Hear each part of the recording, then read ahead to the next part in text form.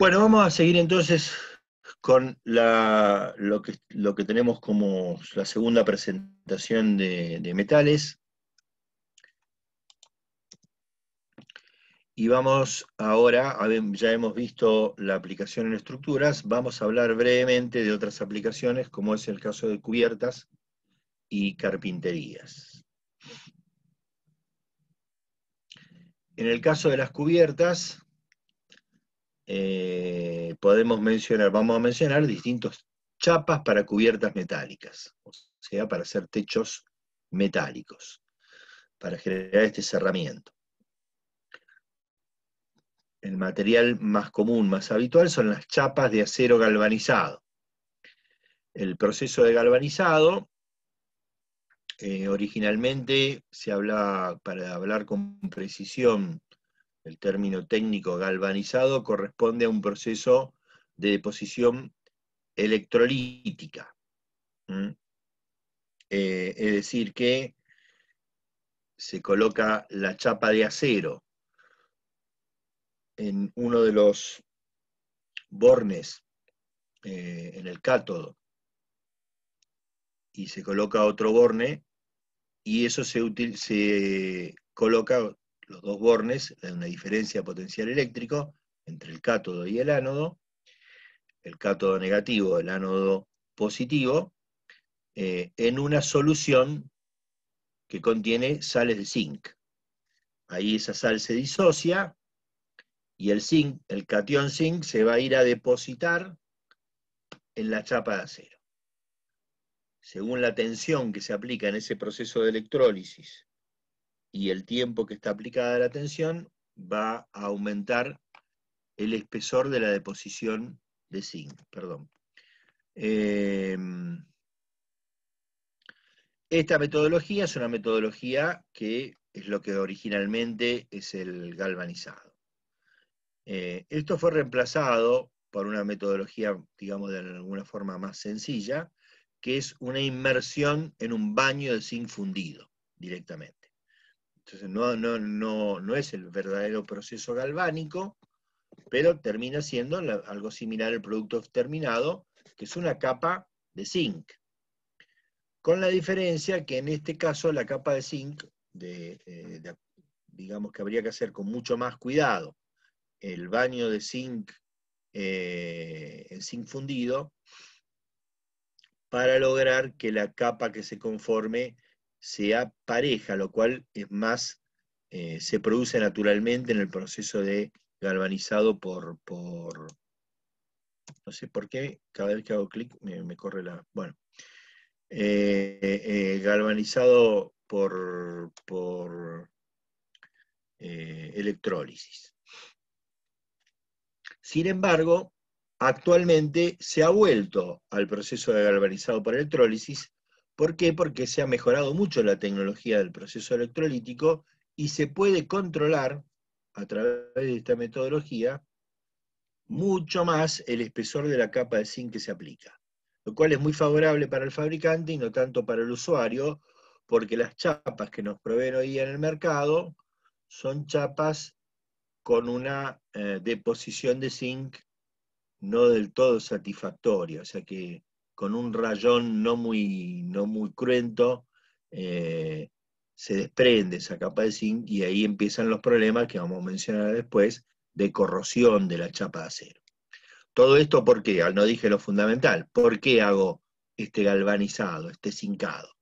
Porque el zinc es uno de esos metales, como el aluminio, como el cobre, que no sufren corrosión. Sí se oxidan, o sea, en contacto con el óxido del aire, se oxidan, pero ese óxido que se genera en la superficie, que en el caso del zinc lo vuelve gris oscuro, que en el caso del aluminio tiene un color más blanquecino, que en el caso del cobre tiene un color verdoso.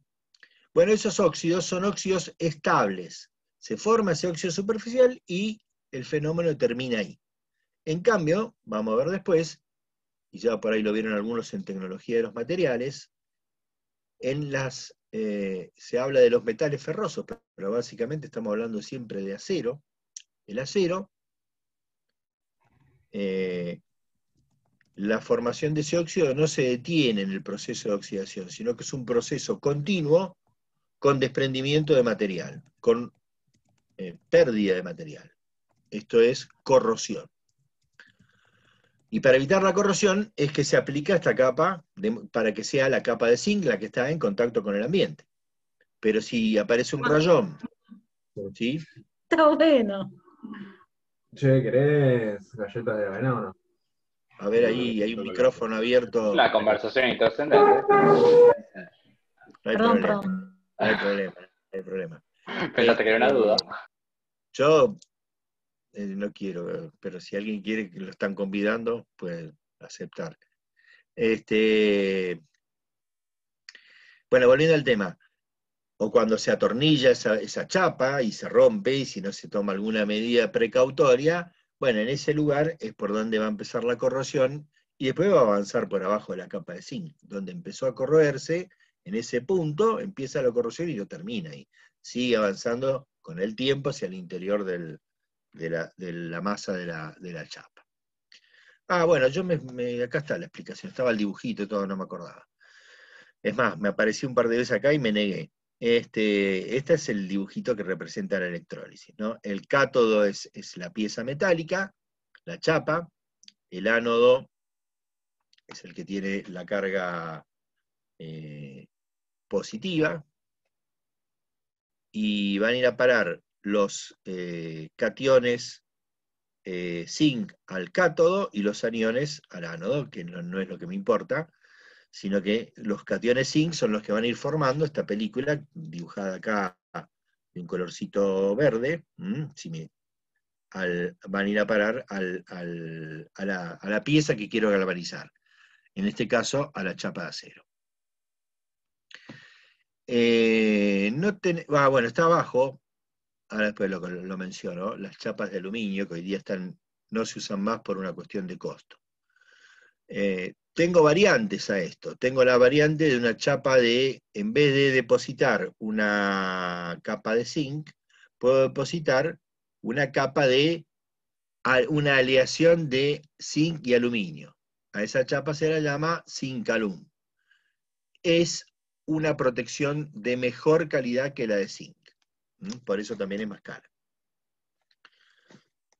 Y también podría ser mejorar también un poco, no tanto, pero mejorando un poco la protección, es que a esta misma chapa de acero galvanizado, ¿sí?, en taller se le haga un prepintado. El prepintado en taller es pigmentar el óxido superficial del zinc. Por eso es una pintura que permanece estable. Porque si yo quiero después pintar esta chapa de zinc en obra, o sea, agarrar con un rodillo, con un pincel, o incluso con un soplete, que pareciera que es un poco más apropiado, aún así, por ese óxido superficial, esto pasa con el zinc, pasa con el aluminio, pasa en la zinguería de los desagües pluviales, ¿sí?, en las canaletas y demás. Si yo lo quiero pintar,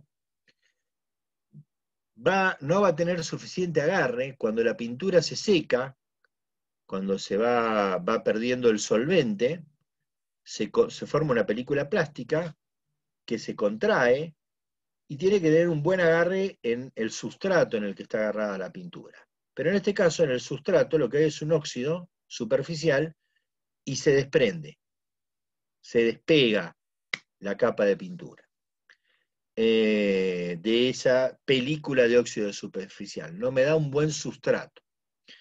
¿Hay alguna forma más?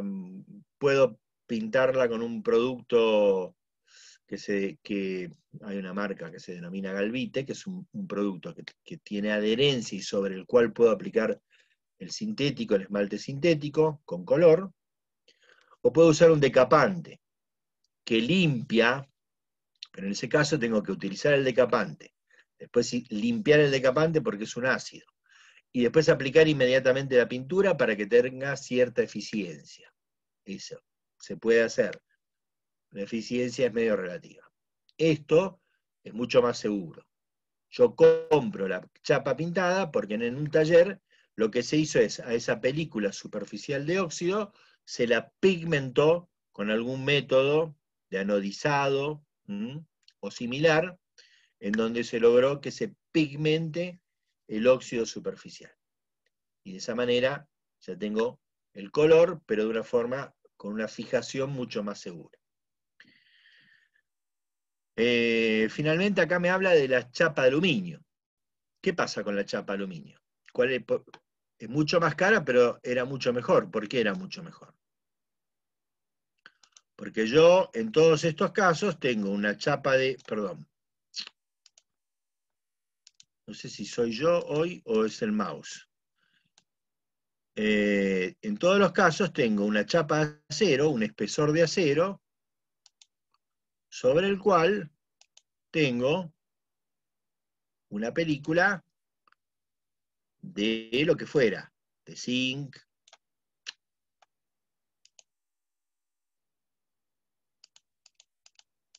pero, a ver, vamos a tratar de una película de zinc, o una película de, zinc, de la aleación de zinc y aluminio, puede estar esta capa prepintada o no, y en cambio, en el caso de la película de aluminio, de la chapa de aluminio, toda la masa es de aluminio. Es decir que cuando se produzca algún daño en la película de zinc acá, por ahí, por ese punto, donde se produjo la falla, va a avanzar la corrosión. En cambio, si esto se raya, ¿qué pasa? Debajo del rayón, ¿qué hay? Aluminio. Sigue habiendo aluminio. O sea que no. Va a se va a producir el óxido superficial en ese lugar donde se produjo el rayón, el daño de la chapa y nada más. Pero el costo ha hecho que hace unos 20 años atrás todavía se usaban chapa de aluminio, hoy día no se utilizan más porque el costo es demasiado elevado. No solo para este uso de cubiertas, sino para otros usos también, como por ejemplo para las cañerías de aire acondicionado, para conducción de aire acondicionado.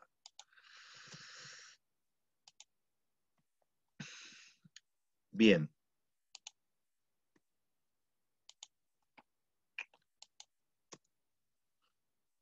Bueno, otra cuestión para mencionar es la conformación de las chapas, la más tradicional, en la que vemos ahí al medio a la derecha, que es la conformación sinusoidal, las onditas, y otra no tan habitual, pero que es muy común también, que es la trapezoidal.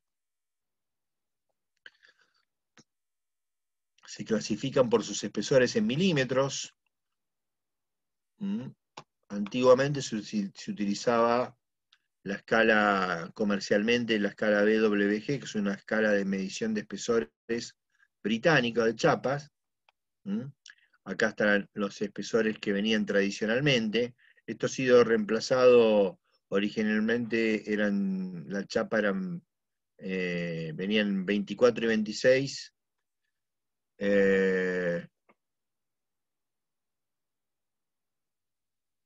Perdón, originalmente venían en número 22 y 24. Hoy día los espesores son equivalentes a 24 y 26. Y en esta escala, por si lo ven a algún lado, también se usaba a veces para carpintería de chapa de acero metálica, a medida que aumenta el número, se reduce el espesor. O sea, la número 24 corresponde a 0,56 milímetros, la número 26 a 0,46 milímetros. Antiguamente también se medía en pies, hoy día en realidad se compran por metros directamente. Y los anchos, estos en realidad son variables, acá hay una de las alternativas, pero son variables, el ancho en que viene la chapa. Lo que sí que hay que considerar siempre es que el ancho real de la chapa no corresponde al ancho útil, lo que yo voy a cubrir, porque siempre tiene que haber una superposición de ondas para garantizar que no se me meta el agua, que no se infiltre el agua, que es lo mismo que vimos cuando hablamos de las tejas. ¿Se acuerdan que vimos lo de las tejas? De que para que el viento no me haga pasar el agua de lluvia entre las piezas, necesito garantizar un grado de superposición. No solo en el largo, si es que no va a haber una única pieza, lo cual sería lo más conveniente, pero a veces las cubiertas son muy extensas y no se puede hacer. Lo más conveniente sería que fuera una única pieza, que se consiguen piezas largas en todo el faldón de la cubierta, pero a veces no siempre se puede hacer eso. Habrá en ese caso una superposición en el sentido longitudinal de la pendiente, pero también hay superposición en el sentido transversal entre chapa y chapa a lo ancho de la cubierta. Por eso se habla de un ancho útil frente al ancho real. Ahora, las medidas no son necesariamente estas, dependen del fabricante.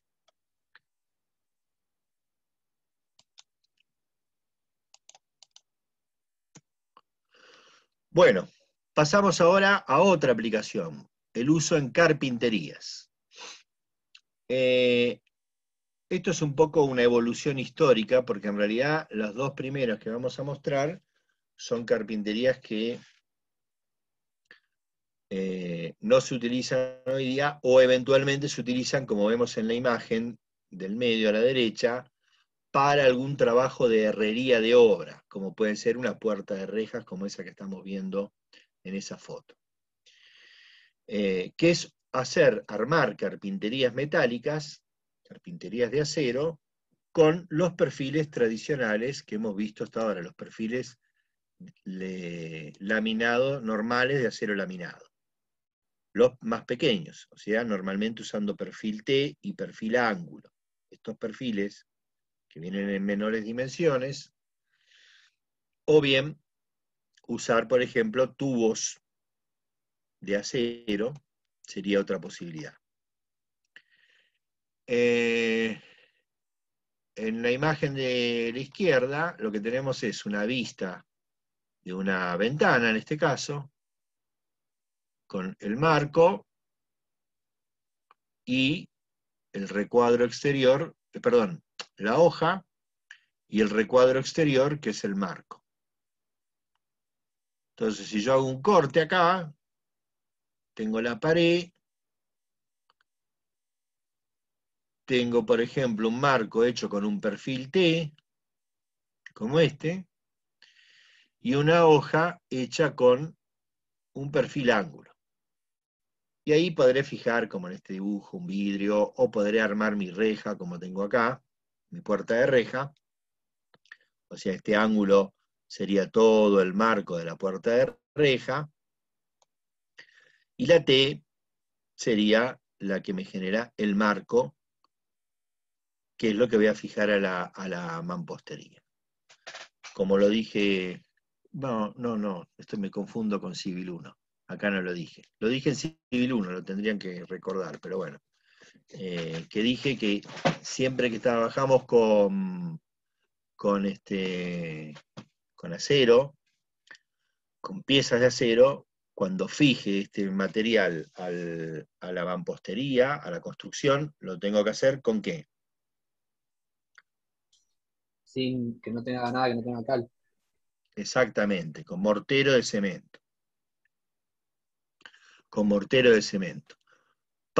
Porque es esta la mejor protección respecto a la corrosión. Cuando la pasta de cemento adhiere perfectamente a toda la pieza de acero, eso está protegido de la corrosión. Tendrá que estar pintado, protegido obviamente antes de colocarlo, pero la unión tiene que ser con mortero de cemento. En esta y en cualquier elemento, como pueden ser cañerías o como pueden ser otros elementos de acero. Bueno, ¿qué pasa con esta carpintería? Como muestra el dibujito, no tiene un cierre preciso. Pasa el aire y con el aire pasa el agua. O sea que esto, cuando se usó hace mucho tiempo para hacer carpintería, puertas y ventanas en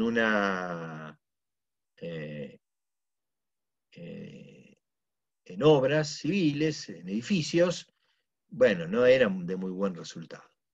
Así que pueden usarse para cuestiones como estas, hoy día, nada más, para herrería de obra. Para hacer una puerta de reja, para hacer una puerta de acceso a una baulera, a un depósito, una puerta trampa de acceso a una cubierta, o cosas de ese tipo.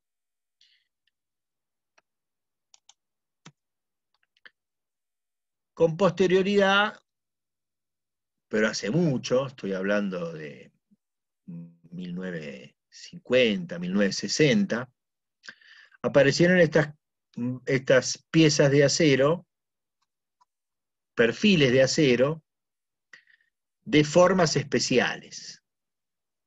O sea, no son los normalizados, los perfiles ángulo y T, sino que eran perfiles de acero conformados para generar exclusivamente para carpintería, hechos a propósito para carpintería. Entonces ahí vemos, por ejemplo, un perfil que se podía utilizar para hacer un marco y un perfil para hacer una hoja. ¿Y qué es lo que se obtiene con estos perfiles especiales? Se obtiene lo que se denomina el doble contacto. Hacen contacto acá, en este punto, el marco y la hoja, y hacen contacto acá, el marco y la hoja. Ese doble contacto me genera una cámara de retención que frena el aire que pueda pasar de afuera hacia adentro, que intente pasar de afuera hacia adentro, y eventualmente si ese aire trae humedad, trae agua, también que precipite ahí, y después tendré que tener un elemento de evacuación. Ya van a hablar con más detalle en la materia de tecnología de la construcción, van a ver detalles de carpintería, donde van a ver cómo se analizan todas estas cuestiones, para que la carpintería funcione bien, para que evacúe el posible ingreso de agua, para que sean más estancas, e incluso van a ver los métodos de los herrajes, los distintos tipos de herraje, herrajes de movimiento, las bisagras, herrajes de accionamiento, las manijas, las empuñaduras, y herrajes de cierre, las cerraduras y otros tipos de herrajes. Bueno, van a ver la clasificación de estos herrajes, van a ver todo eso en tecnología de la construcción. Acá es simplemente presentarles variedades de materiales que aparecen en estos usos. Bueno, particularmente este material ya no se usa más. Por ahí en algún edificio viejo todavía pueden encontrar algunas carpinterías de estas, particularmente esas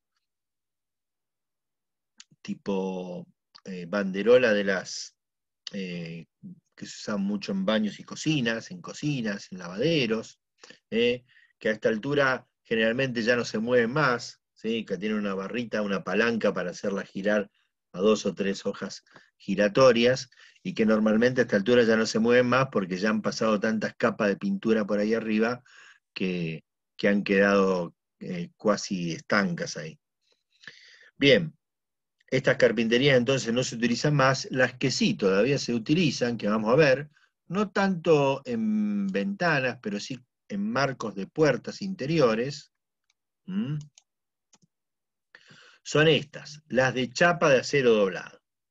No la vemos tanto en carpinterías de ventanas, pero sí la vemos en puertas, o como esta puerta que vemos acá, que podría ser una puerta de acceso a un departamento, una vivienda. Acá lo que tenemos es un perfil generado en un taller, ya no viene de una fábrica estandarizado, sino que en un taller que se especializa en fabricar carpinterías, generan estándares propios de marcos y hojas de chapa de acero doblado. En el caso de la imagen de abajo tenemos marcos, distintos tipos de marcos de chapa de acero doblado, ¿sí? Que se pueden hacer de distintas calidades, que van a estar fundamentalmente vinculadas a la calidad, al espesor de la chapa que se está utilizando. Distintos formatos, para distintas medidas de tabiquería, de mampostería. Y en ese caso sí se pueden diseñar, hacer diseños de carpinterías que funcionan muy bien, que tienen buen cierre, que son estancas, que logran el doble contacto, como vemos en esta imagen también. Acá lo que hay que tener fundamentalmente en el uso de este tipo de carpintería es la precaución de que la carpintería, especialmente hoy día que vienen cada vez las chapas que se utilizan son más finas, por cuestiones de costo y entonces lo que hay que garantizar es que esta carpintería en el momento de la colocación no se deforme, ¿sí? Evitar que se deforme lo más posible. Esto en algunos casos, antiguamente siempre era así, en algunos casos se coloca en obra a medida que se va levantando la pared, para lo cual tengo que tener la precaución de que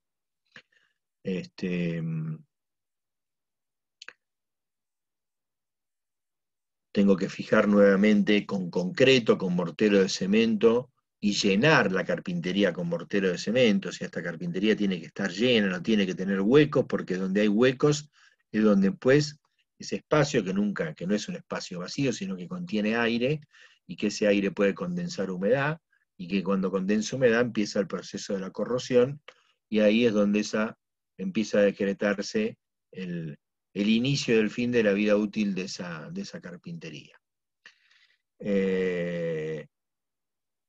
Y después tener el cuidado de que no se deforme en el proceso de colocación. Una vez que ya está toda llena la carpintería, está colocada, está fijada, no hay inconvenientes. Hoy día, tanto para esto como para las que vienen, que son las carpinterías de aluminio, se utiliza mucho la metodología de colocar premarcos, de colocar todo un marco de chapa de acero en el lugar donde va a ir la carpintería, y después ir y atornillar la carpintería ya en una etapa avanzada de obra.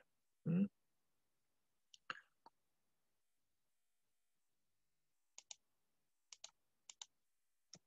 Bueno, recién les hablaba de la de aluminio. Esta carpintería se ha ido imponiendo cada vez más. Los perfiles estos que vemos de aluminio, fíjense que son perfiles muy particulares, por eso no me puse a hacer un dibujo de detalle. Tienen formatos muy complejos, responden a un diseño complejo para tratar de garantizar la fijación de las piezas y la estanqueidad de la carpintería, que por ahí no pase el aire, no pase el agua, no pase la humedad, y que tenga buenos movimientos, que tenga estanqueidad, que tenga un buen cierre. Todo eso se puede lograr con el aluminio, porque el aluminio se puede conformar con facilidad en frío por un proceso que se llama de extrusión, que es similar, algo parecido a eso del trafilado que vimos. A través de un molde se fuerza a pasar a la pieza básica de aluminio y se le va conformando con estos formatos que vemos, o similares que vemos en esta imagen. Como el cerámico sería, profe, la extrusión. Bueno, digámoslo de alguna manera, pero no tengo una pasta de aluminio. No, no, ya sé, pero. Tengo una chapa, una barra, algún elemento de aluminio que se lo fuerza a pasar por un molde y se lo conforma.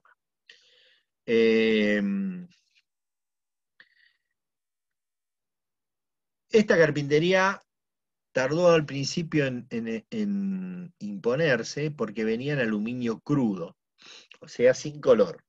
El aluminio sin color es color medio grisáceo plateado, que tenía la particularidad que se iba oscureciendo con el tiempo por el óxido superficial, y que además tenía el problema de que este aluminio crudo, por esta cuestión del óxido superficial, aparte que no se puede pintar, que es muy difícil soldar, que por ahí lo mencionamos un ratito,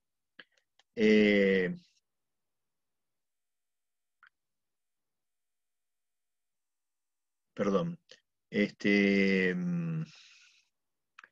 manchaba, no se manchaba, se mancha con el contacto con los materiales de construcción, con el mortero de cemento o de cal, se mancha por ese óxido superficial. Se forma una mancha más oscura en la zona donde cayó mortero, entonces venían todas protegidas con nylon, y bueno, era medio complicado de manipular, la terminación no era del todo agradable, hasta que empezaron a aparecer las carpinterías también prepintadas en taller. En forma similar a la chapa prepintada que vimos antes, es una metodología que por anodizado en taller se pigmenta el óxido superficial del aluminio, y ahí sí vemos, no es que hay una gran variedad de colores, pero hay variedad de colores: blanco, color bronce, color marrón, color negro. Y Y ahí sí tiene una excelente terminación, no tiene el problema este de manchado, encima hoy día se usa mucho con la metodología esta de premarco. Y tenemos una carpintería que el único defecto, digamos, que tiene la carpintería tiene que ver con que esto de que el aluminio, también por el tema del óxido superficial, no se puede soldar o digamos que es compleja la soldadura, aún en taller. Requiere un procedimiento en donde hay que generar un vacío en el momento de la soldadura. Bueno, es un proceso complejo la soldadura de aluminio. Y eso hace que el fabricante que fabrica este tipo de carpinterías, cuando hace un marco o cuando hace una hoja, como esto que estamos viendo acá, acá estamos viendo un pedazo de hoja y abajo está el marco. Cuando vincula las partes, no las puede vincular por soldadura, como si ocurre en la carpintería esta de chapa de acero. Acá las distintas piezas, estos dos costados jambas del marco, con esta parte superior o dintel del marco, se sueldan. Y si fuera una ventana, el umbral también se suelda. Y todas las partes se pueden soldar, la chapa de acero. En cambio acá, por estas complejidades, no se suelda normalmente, sino que en los talleres lo fijan por encastre, a presión, y también por remachado o atornillado.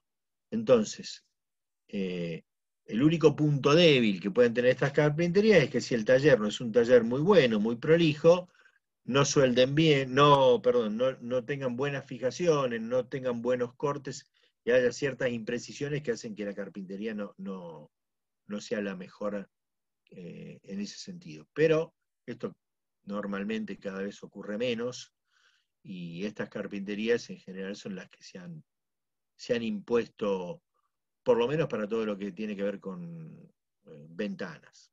Cada vez se imponen más. La de chapa de acero no se utiliza tanto, obviamente después tenemos lo que es carpintería de madera, ¿no?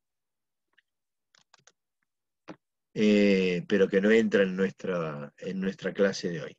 Y después para marcos y hojas interiores, sí, ahí ya hay como un poquito más de diversidad. Bueno, otros usos posibles, mencioné recién herrajes, podríamos hablar de cielorrazos metálicos, mencioné la herrería de obra, así como vimos esas puertas de reja, podemos hablar de rejas en general, de barandas, de pasamanos de escaleras y demás.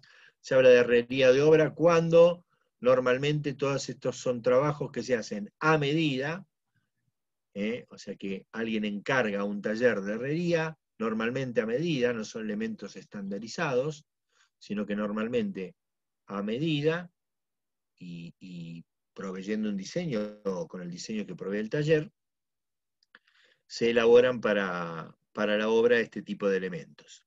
Y que generalmente tienen también algún trabajo de terminación en obra, para la fijación final, entre otras cosas. Bien, nos quedan dos temas para cerrar, creo que tenemos tiempo, nos quedan dos temas para cerrar el tema metales, que es una breve mención de soldaduras y hablar un poquitito del tema de corrosión. Vamos a mencionar algunos métodos básicos de soldadura. Habíamos dicho que la soldadura era una propiedad de los metales, de que podemos unir dos o más piezas metálicas, como lo mencionábamos recién para la carpintería de chapa de acero doblado, a través de un procedimiento de soldadura. Vamos a mencionar algunos sistemas de soldadura comunes. Uno es la soldadura. Antes de esto, porque por ahí creo que vamos a ver algo acá, sí. Algo que quedó pendiente. Cuando hablamos de usos de metales en construcción, ahí está el seletito, creo que lo dije la otra vez, pero lo reitero, el tema de uso en instalaciones, el tema de cañerías metálicas, tanto interiores como exteriores, lo vamos a ver cuando hablemos o cuando veamos en el segundo cuatrimestre el tema conducción de fluidos, donde vamos a ver no solo las cañerías metálicas, sino las plásticas y eventualmente algunas de otros materiales que no son muchos, pero también entrarán ahí. O sea que ese uso, más que nada, existe, es muy importante, pero lo vamos a ver en ese momento. Bueno, sigo con el tema soldadura. La soldadura autógena es una soldadura en donde yo tengo un soplete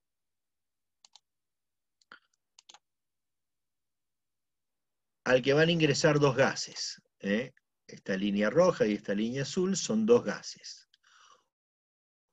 Uno de los gases es el comburente, en este caso es el oxígeno, y otro de los gases es el combustible. El combustible puede ser acetileno o hidrógeno.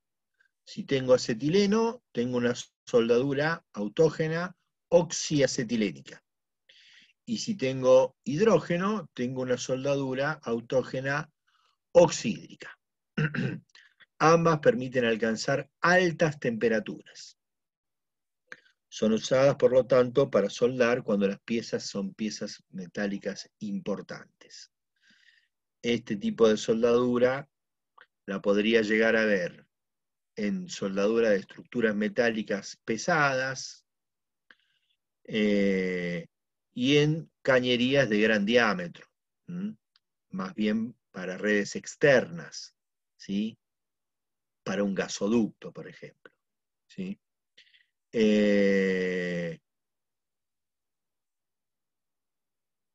Para eso necesito un equipo con los dos, con provisión de los dos gases, con los tubos de gas, las mangueras que proveen el gas, llevan el gas al soplete, y normalmente con un material de aporte, que es lo que estamos viendo en la imagen. Varilla o alambre, para soldar.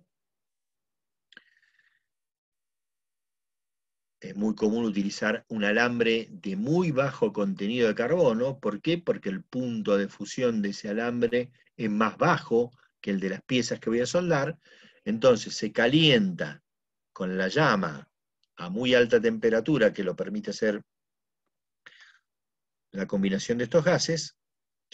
Yo podría llevarlo esto al rojo y tratar y vincular las piezas entre sí, pero lo más común es que no lleguen a estado de fusión las piezas y fundir un material de aporte que va formando el cordón de soldadura. Por eso se usa como material de aporte un acero de menor contenido de carbono que tiene un punto de fusión más bajo.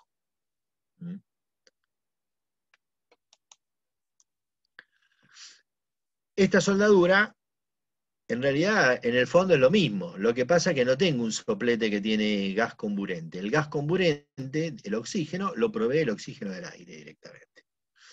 Así que tengo un soplete que tiene cierta abertura para que ingrese aire y está conectado a un gas combustible, que habitualmente es el gas natural que viene en garrafa. Y es una soldadura que me va a ofrecer una llama que no alcanzan tan altas temperaturas, que alcanzan temperaturas del orden de máximos 600 grados más o menos. Este tipo de soldadura utiliza como material de aporte, es una soldadura que se usa para cañerías de cobre, latón, plomo, bronce. Y recuerden que el latón es cobre con un muy bajo porcentaje de zinc para estos usos, para uso en cañerías.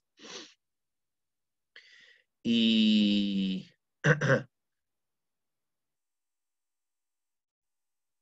se me borró algo que iba a decir, pero bueno. Perdón, y utilizan material de aporte. Material de aporte que pueden ser, el más común es la famosa barrita de estaño. La barrita de estaño es una barrita que en realidad es una aleación de estaño con plomo. Y en el caso de la soldadura de cañerías para conducción de agua, las cañerías de latón que se utilizaban antiguamente, o cobre, como quieran llamarlo, es un cobre con un bajo porcentaje de zinc, se hacía lo que se llamaba la soldadura capilar. Vamos a volver, creo que mencionamos en algún momento el fenómeno capilar, lo vamos a ver con un poco más de detalle. Lo mencionamos cuando hablamos del incorporador de aire en el hormigón, de cómo podían romperse los capilares con las burbujas del incorporador de aire.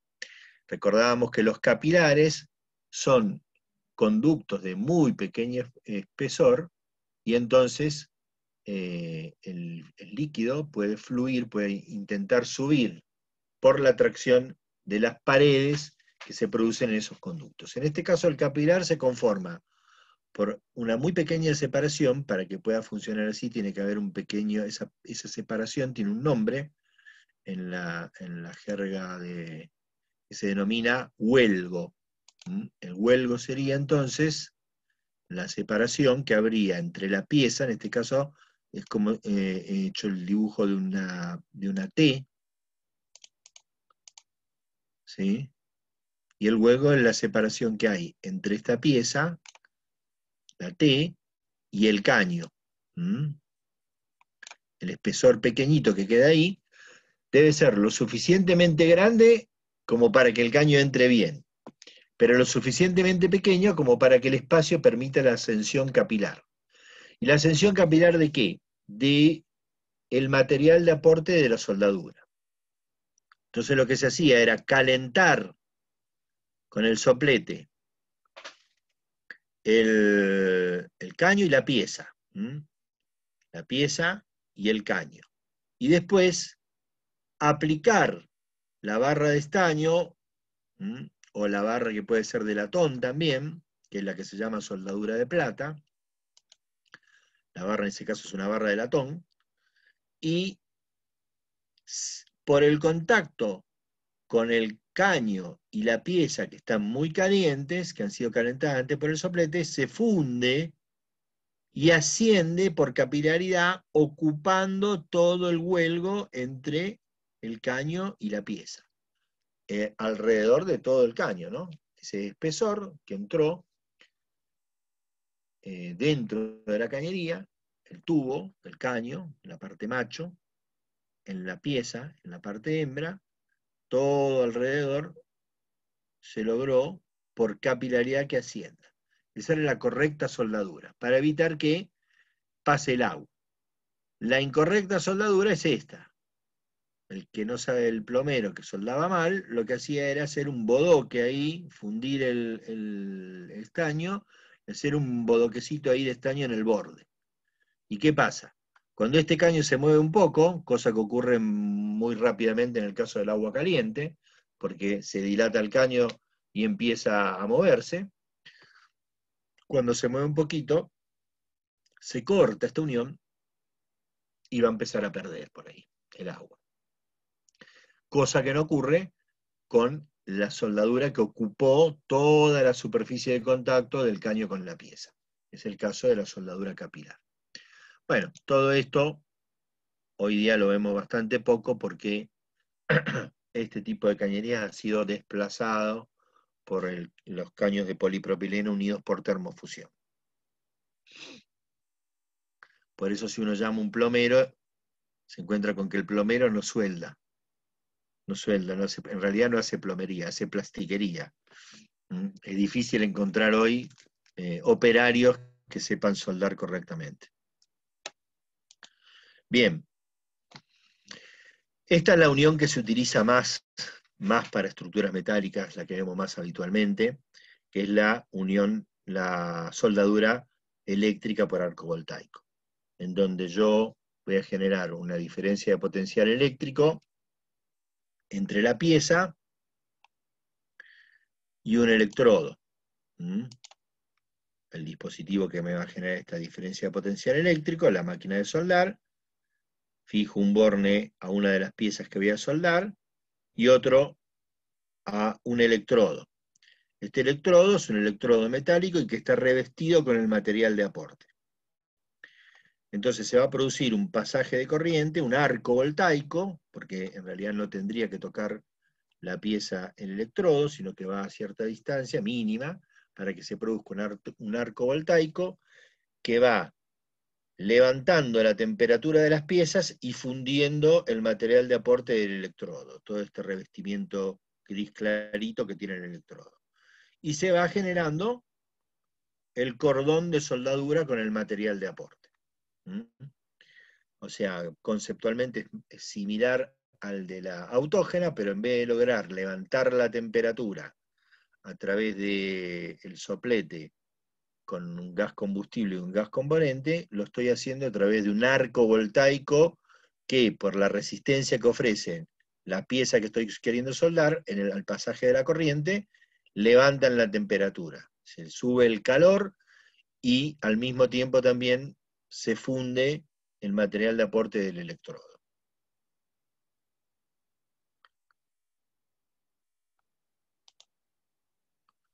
En esta soldadura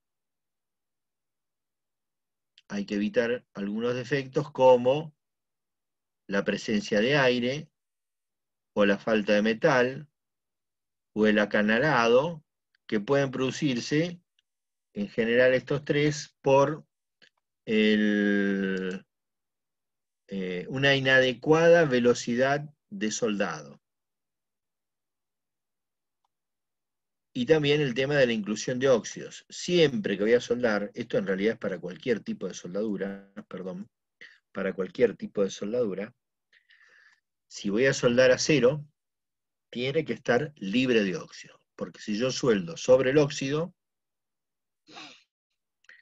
cualquier superficie que no sea acero, particularmente el acero, perdón, pero cualquier metal tiene que estar libre de óxido. Por eso es compleja la soldadura del aluminio, porque el óxido, o el zinc, porque el óxido se forma muy rápidamente, casi instantáneamente.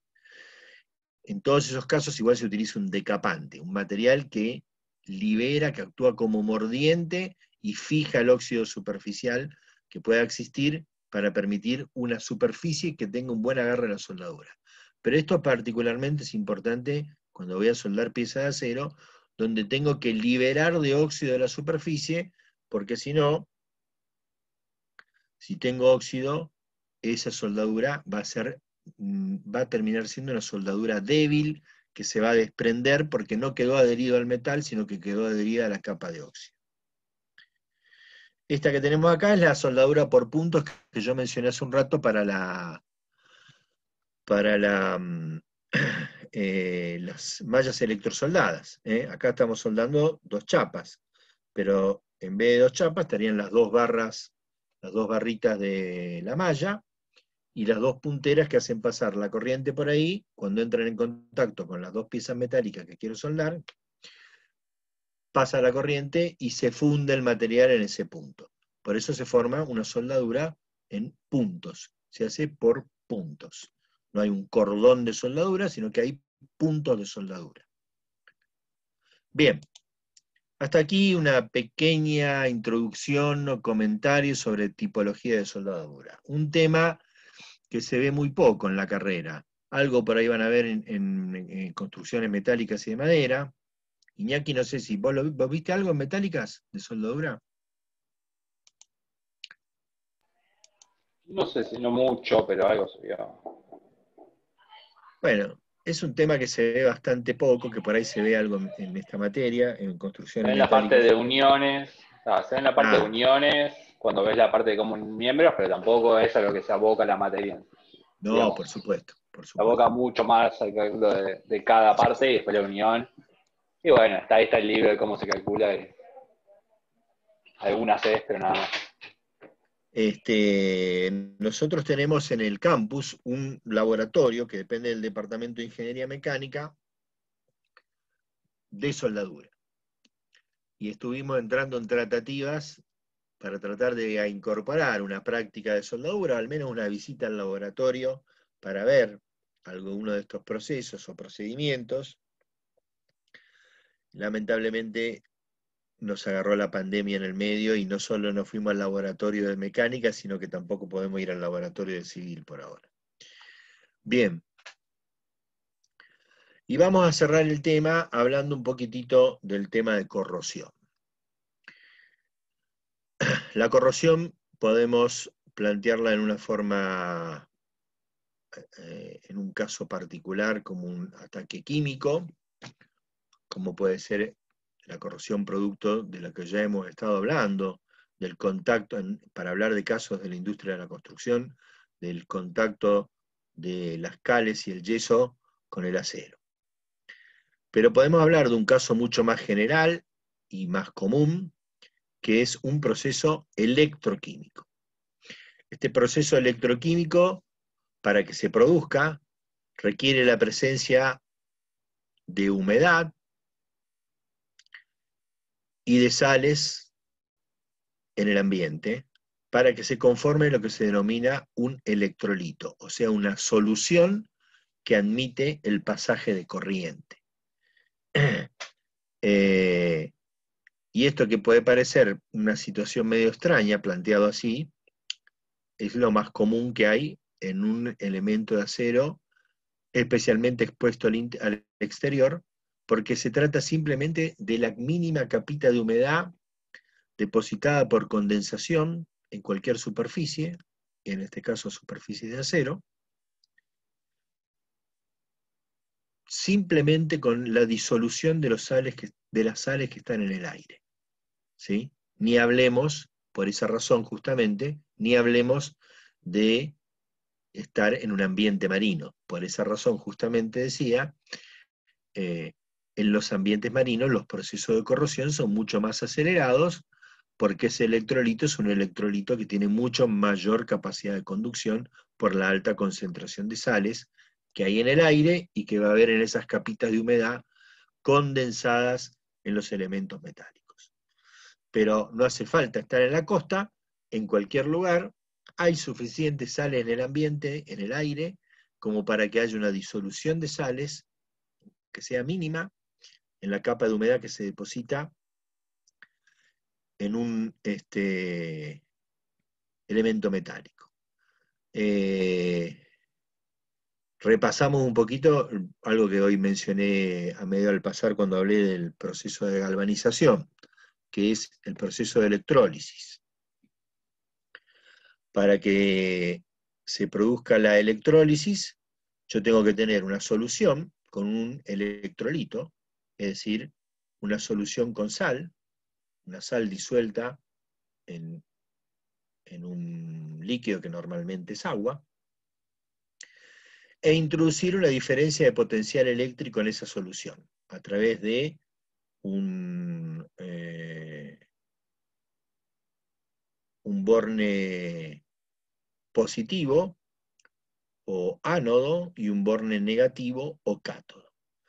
Entonces, los componentes de esa sal se van a separar, se van a disociar, se van a cargar eléctricamente y van a quedar por un lado los aniones y por otro, negativos, y por otro lado los cationes positivos.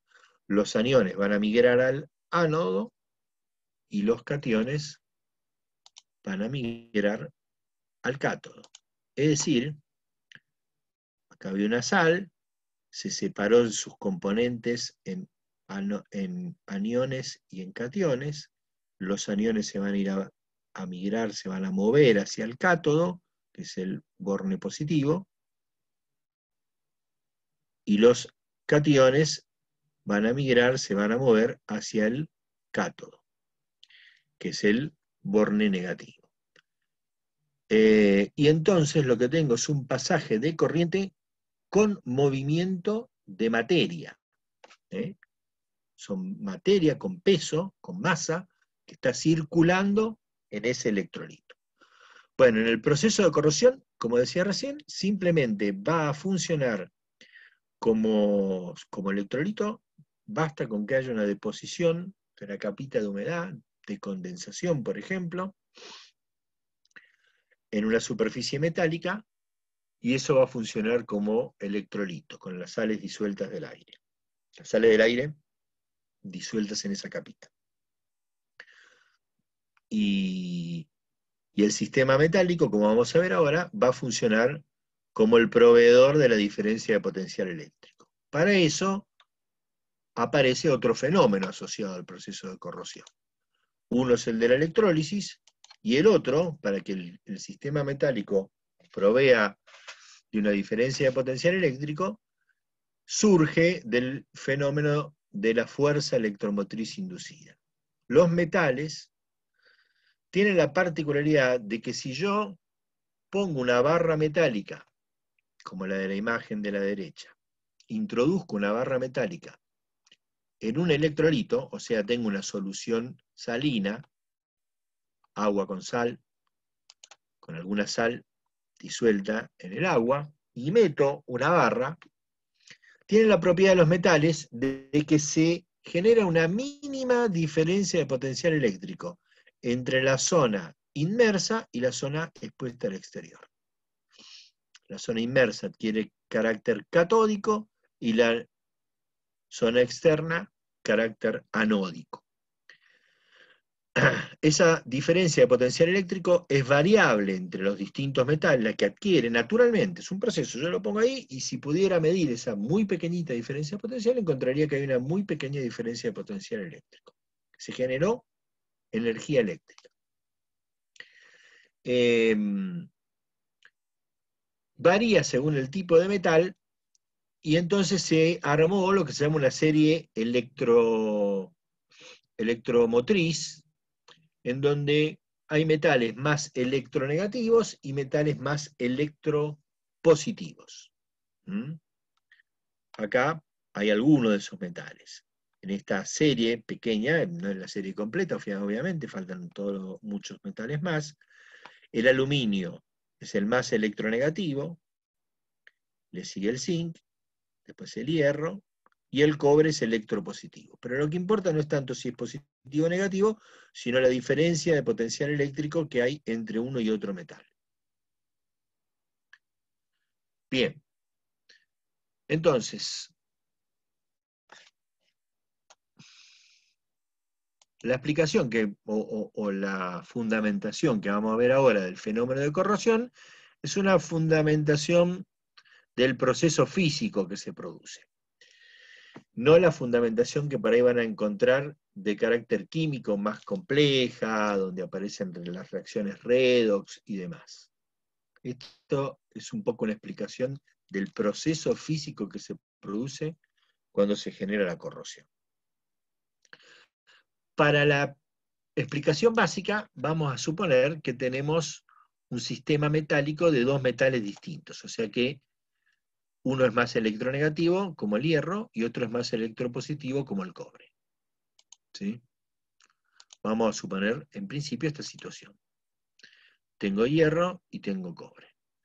Y tengo esta famosa capita de humedad con sal del aire disuelta en la misma, o sea que esa capita de humedad que se condensó ahí, porque la superficie, supongamos, metálica es más fría que el ambiente y el vapor del aire se condensó ahí,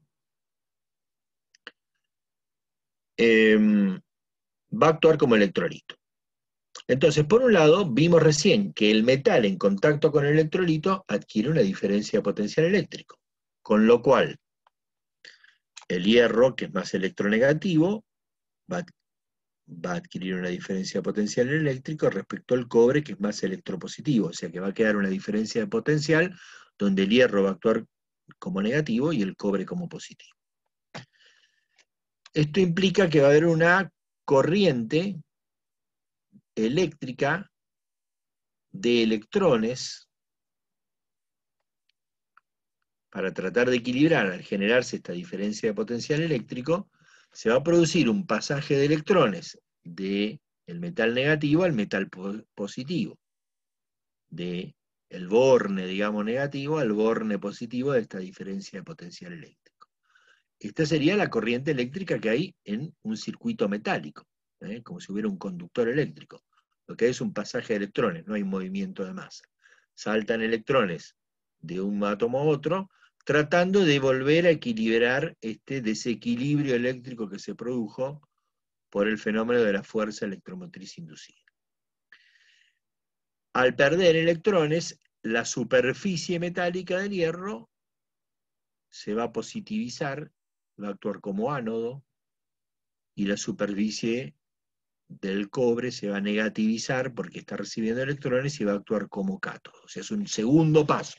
Esto es un ciclo lo que se está produciendo. Primero se induce la diferencia de potencial, luego se produce todo esto en muy corto tiempo, en microsegundos, pero se produce el pasaje de corriente eléctrica por el circuito metálico, se actúan como ánodo y cátodo las superficies metálicas en contacto con el electrolito, y en este caso, acá sí, va a haber pasaje de cationes hierros, va a haber un proceso de electrólisis, va a haber un pasaje de cationes hierros del ánodo, del metal que actúa como ánodo, al metal que actúa como cátodo, con la consecuente pérdida de material. O sea que acá no es una simple oxidación, sino que acá hay un proceso de corrosión.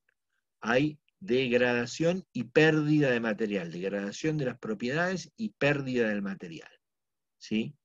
Este proceso se va a producir continuamente porque se sigue produciendo el fenómeno del FEM, se sigue produciendo el pasaje de electrones, se sigue conformando esto como ánodo y como cátodo, y se sigue avanzando el pasaje de cationes hierro hacia la zona catódica.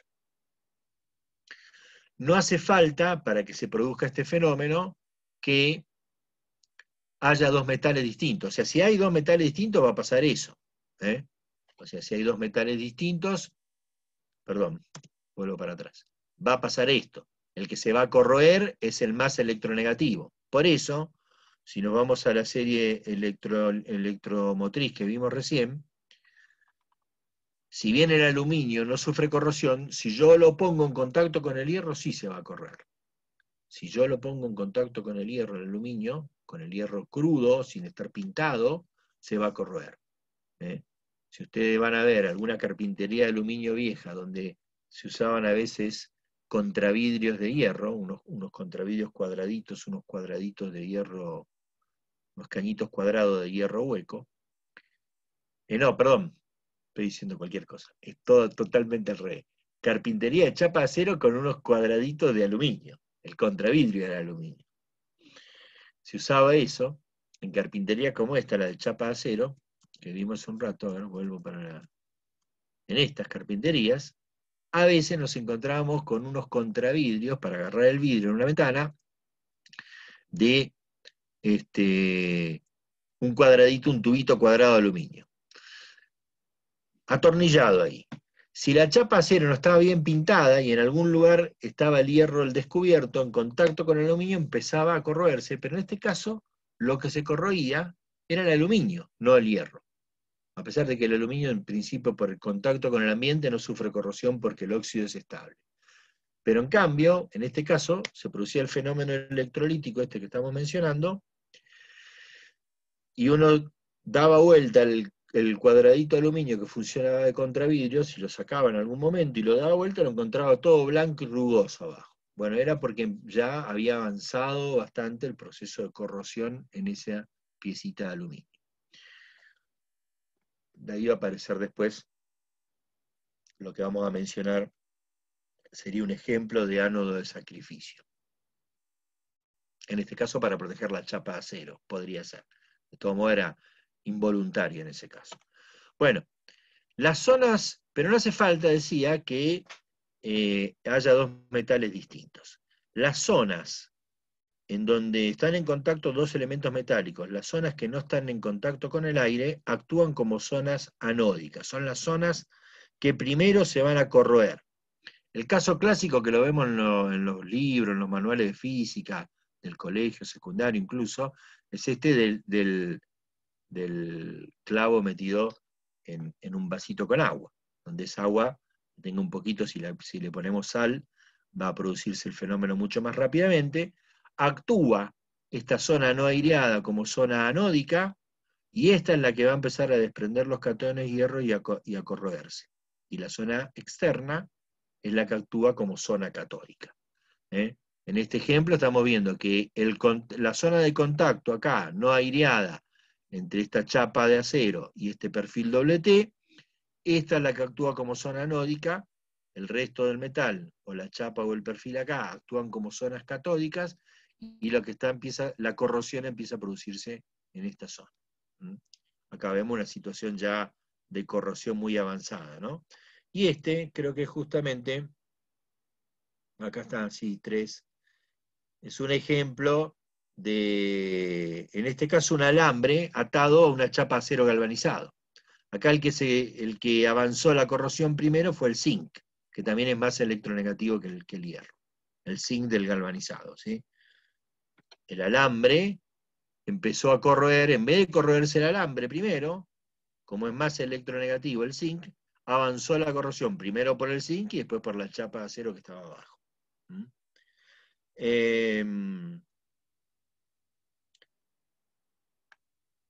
Bueno, este fenómeno de corrosión en las piezas de acero es un fenómeno que puede ser grave, que implica altos costos de mantenimiento a lo largo del tiempo para evitar que se produzca este fenómeno de corrosión.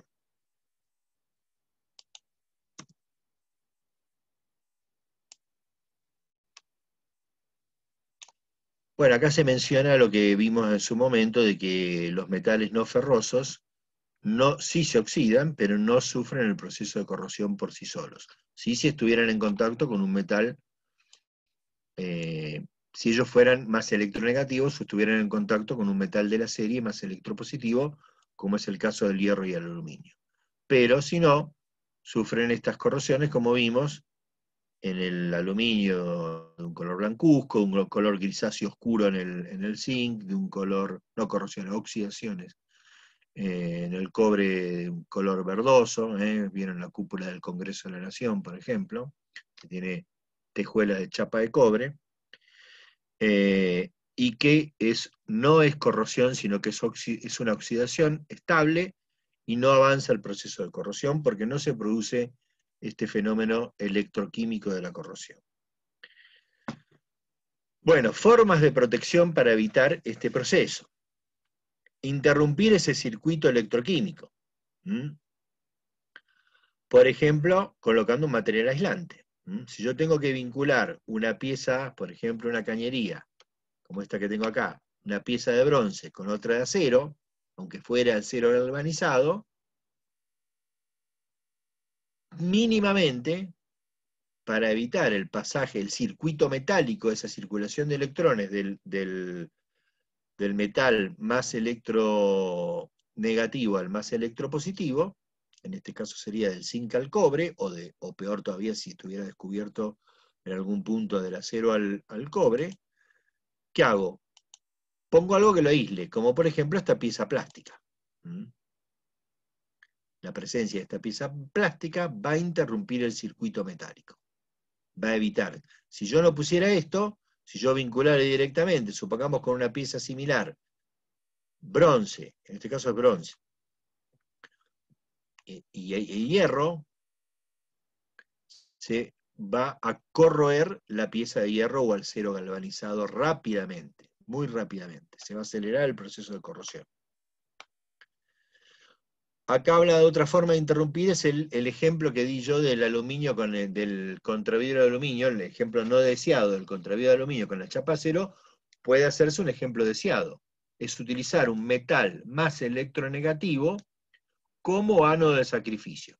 Es algo que se usa mucho en las embarcaciones. En un casco de acero, colocar una placa, ¿sí?, de zinc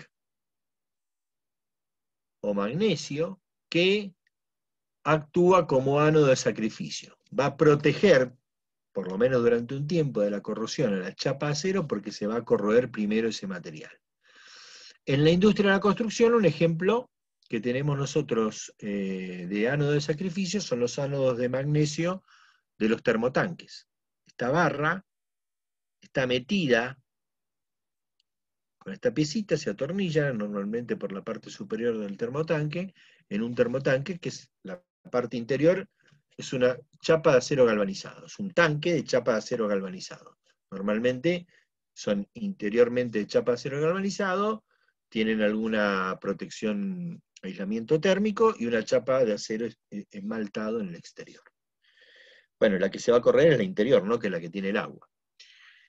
Normalmente se va a corroer en las zonas donde esa chapa se soldó, o sea, se hizo ese tanque interior con una chapa que se dobló y se generó un cordón de soldadura, o en la tapa que también se soldó, o en la base que se soldó. Ahí se va a empezar a corroer, en la soldadura, que es donde se rompió por la soldadura, a pesar de que después se pinta y qué sé yo, es donde se rompe, donde falla la protección galvánica de la chapa de acero galvanizado. Pero estos termotanques, para tratar de darle una vida útil mayor, vienen con estos barras de magnesio. Lo que pasa es que uno tendría que cada un año y pico, 2 años, digamos, sacar la barra de magnesio, que ya estaría en un estado como la de la derecha, ¿sí? Y reemplazarla por una nueva. Y con eso lograría darle una mucho mayor vida útil a ese termotanque. Como es una cosa que muchas veces no se hace, que el usuario normalmente no lo hace, o incluso a veces ni lo sabe,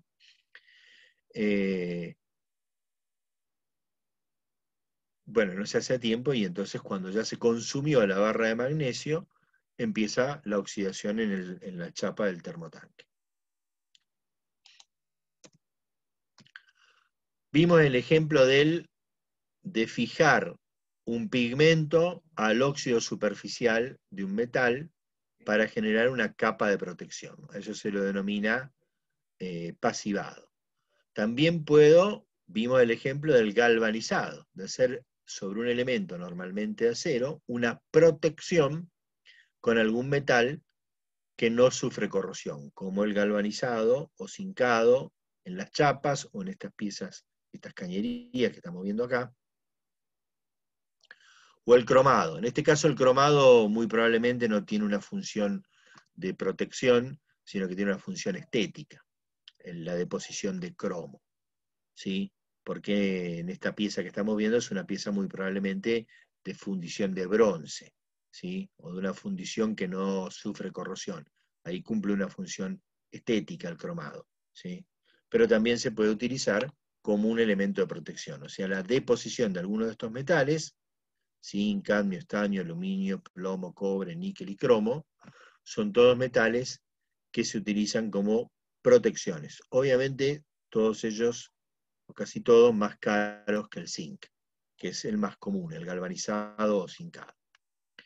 Puedo aplicar recubrimientos plásticos, como el caso también, no lo hemos visto, me sigo confundiendo con Civil 1, que lo vimos en las instalaciones de obras edilicias, que es el recubrimiento de la cañería epoxi para gas. Vamos a hablar de eso en conducción de fluidos. Pero estas cañerías que estamos viendo ahí son cañerías para gas y tienen un recubrimiento plástico en este caso, epoxi.